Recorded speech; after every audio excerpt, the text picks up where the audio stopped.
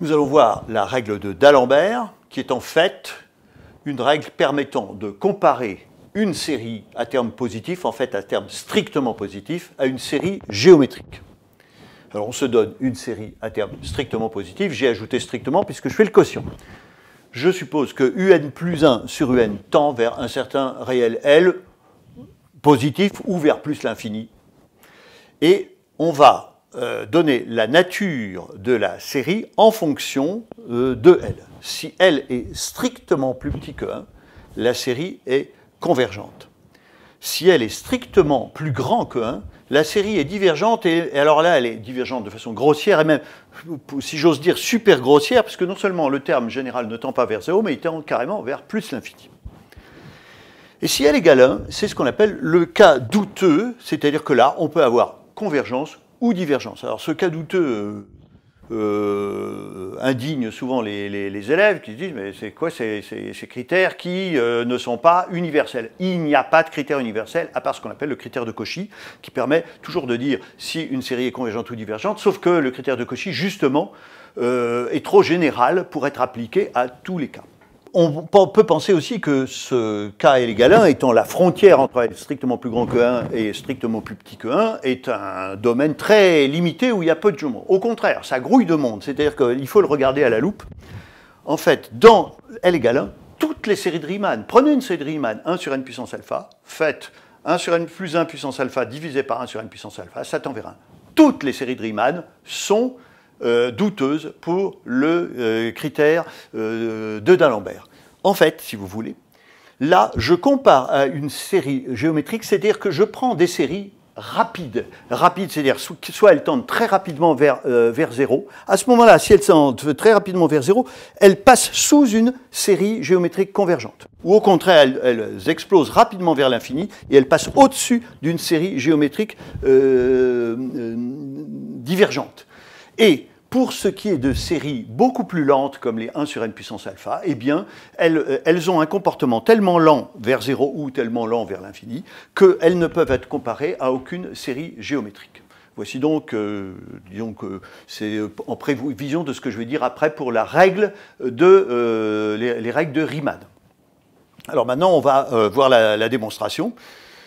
Puisque un tend vers L, c'est qu'il existe pour un epsilon quelconque un certain n0 pour lequel un rang à partir duquel un plus 1 sur un est compris entre L plus epsilon et L moins epsilon. Alors, partez de un0, ça fait un0 plus 1 est inférieur à un0 facteur de L plus epsilon, supérieur à un0 facteur de L moins epsilon. Itérez le procédé p fois. Eh bien, vous aurez un0 plus p qui sera inférieur à un0 L plus epsilon puissance p. Et à ma gauche, un0 plus p sera supérieur à un0 L moins epsilon puissance p. Vous voyez donc arriver à droite comme à gauche des séries géométriques.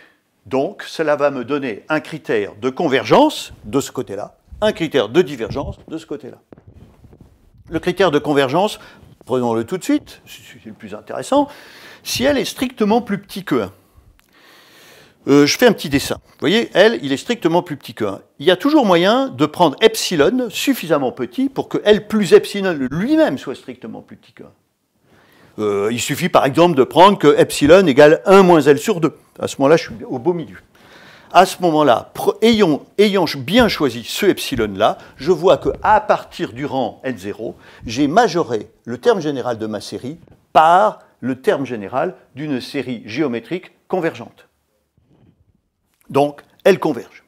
Si maintenant, L est strictement plus grand que 1, bah regardez le dessin, L est strictement plus grand que 1, à ce moment-là, je prends un epsilon, vous voyez, L moins epsilon, ça diminue, mais comme il est strictement plus grand que 1, il y a toujours moyen que L moins epsilon soit strictement plus grand que 1, en prenant par exemple epsilon égale 1 plus L sur 2 encore. Et à ce moment-là, vous avez minoré un0 plus p par le terme général d'une série géométrique divergente. Voilà, nous avons donc entièrement élucidé la règle de D'Alembert. reste ce cas-là, mais ce cas-là, encore une fois, n'est pas un cas exceptionnel, quelque chose qui ne concerne que très peu de séries, ça concerne énormément de séries, et justement, les règles de Riemann que je vais donner après sont destinées à traiter le cas douteux, c'est-à-dire ces séries un peu lentes, mais qui sont très intéressantes, et donner des critères de convergence. Notez bien que je vais donner ensuite une règle qui s'appelle la règle de Riemann, qui va consister à comparer ma série à une série de Riemann. Elle aussi aura des cas douteux. Il n'y a pas de critères magiques qui permettent de dire, voilà, je prends ma série, je la trempe dans un liquide, et si ça vire au rouge, c'est convergence, si ça vire au bleu, c'est divergence. Ça n'existe pas. Il y a toujours un cas, on ne sait pas. Je vais donner un exemple d'une série qui se traite avec d'Alembert. Tout de suite, la question qu'on se pose, c'est, en gros, quand est-ce que je tente d'Alembert ou quand est-ce que je laisse tomber d'Alembert? Laissez tomber d'Alembert dès que vous avez des n, des puissances de n, mais pas des puissances nième de n. La n puissance n, ça c'est du rapide, ça c'est bon. Mais n2, n3, vous pouvez laisser tomber. Logarithme de n sur n, vous pouvez laisser tomber. Tout ça, c'est lent.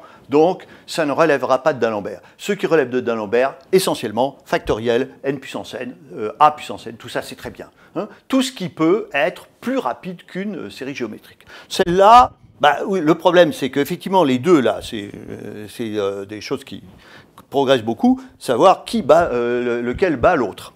Bon, là, c'est n puissance n qui va battre factoriel.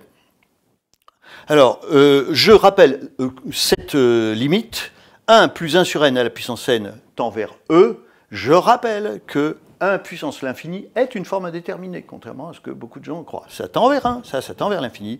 La limite, c'est E. Alors, vous voyez votre cours sur les suites, les équivalents. Vous prenez un équivalent et vous montrez ça. Calculons ceci. Donc, cela fait un plus 1 sur un égale factoriel n plus 1 sur factoriel n puissance n sur n plus 1 puissance n plus 1.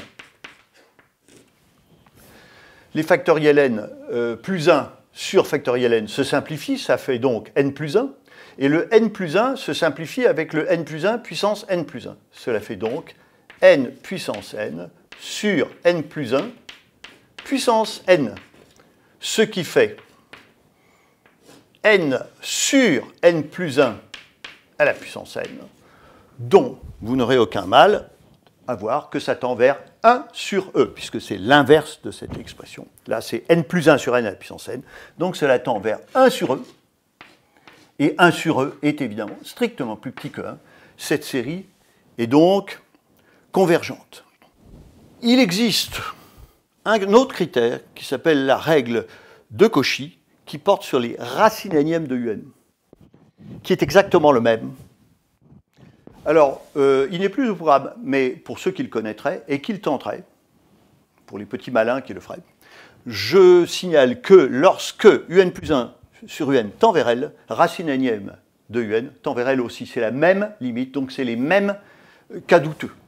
Alors, il peut arriver que l'un des deux ait une limite et pas l'autre, mais en tout cas, s'ils ont une limite tous les deux, c'est le même. Donc, si c'est douteux pour l'un, n'essayez pas l'autre, il ne marchera pas mieux. Hein, voilà. Et maintenant, il va falloir se pencher sur toutes les séries qui ne relèvent pas de ce cas-là, et à ce moment-là, les comparer avec des séries de Riemann.